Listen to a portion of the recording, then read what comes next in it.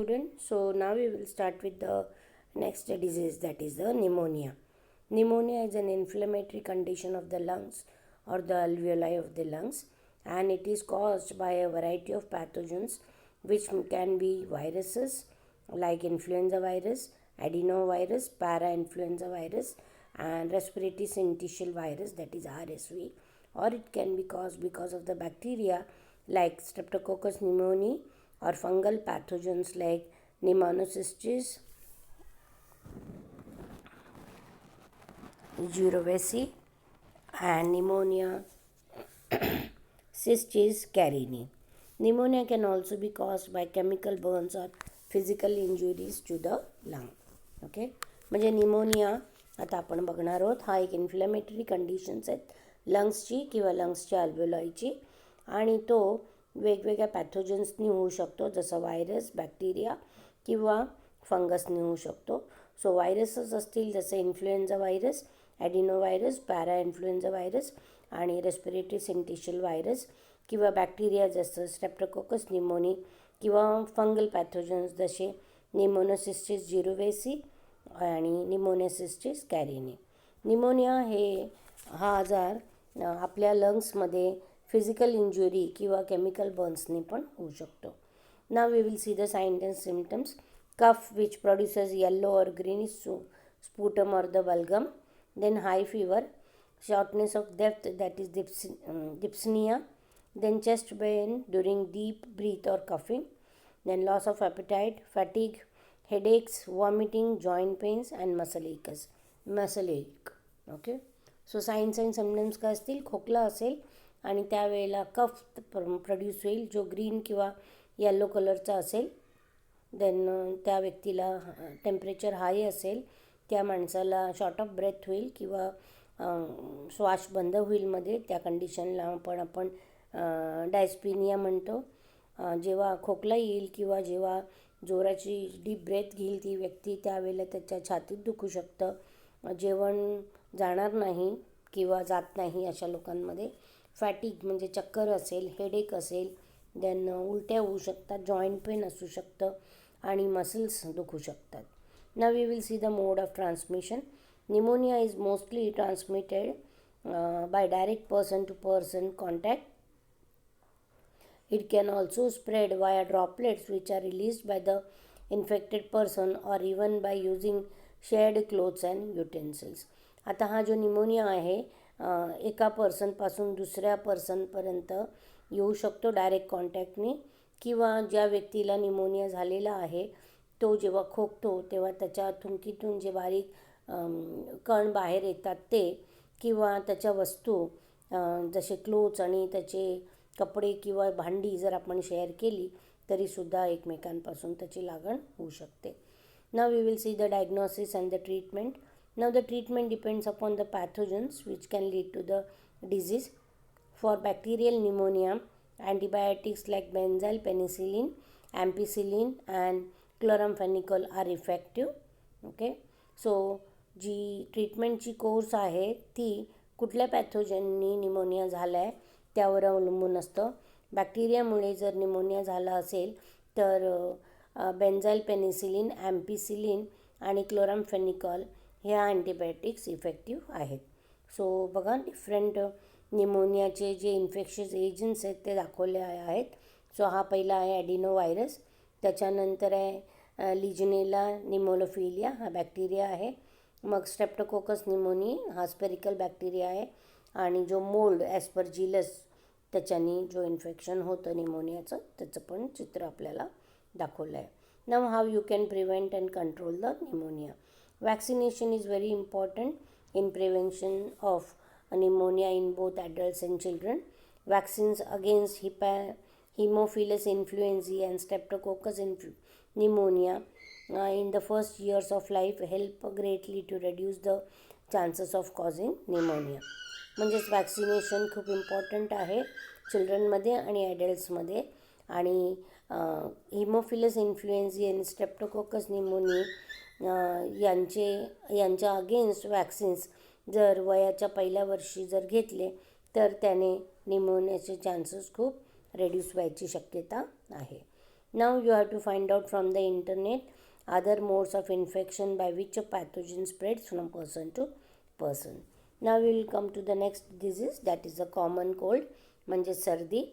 Now this is a viral infection disease of the URT, that is the upper respiratory tract. It is also called as nasopharyngitis, acute viral rhinopharyngitis, acute coryza or a cold.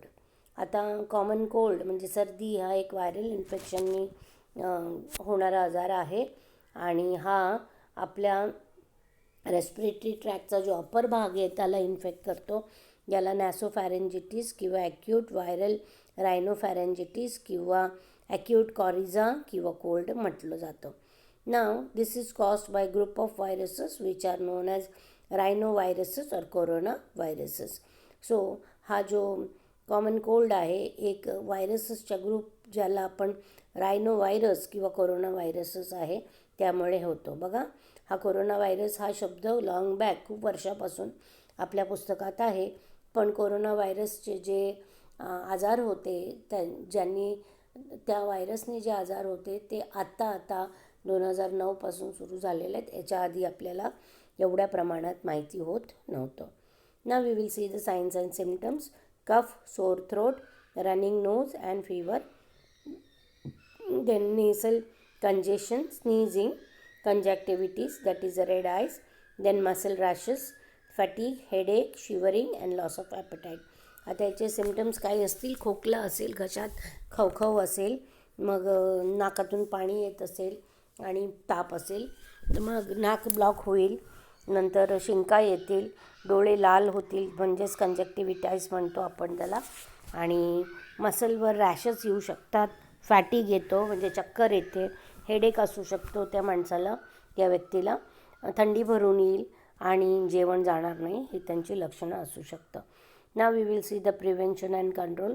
Staying away from the person who is suffering from common cold, washing hands with soap and water, use of handkerchief to cover the nose and mouth during coughing and sneezing, alcohol based hand sanitizer can also be used.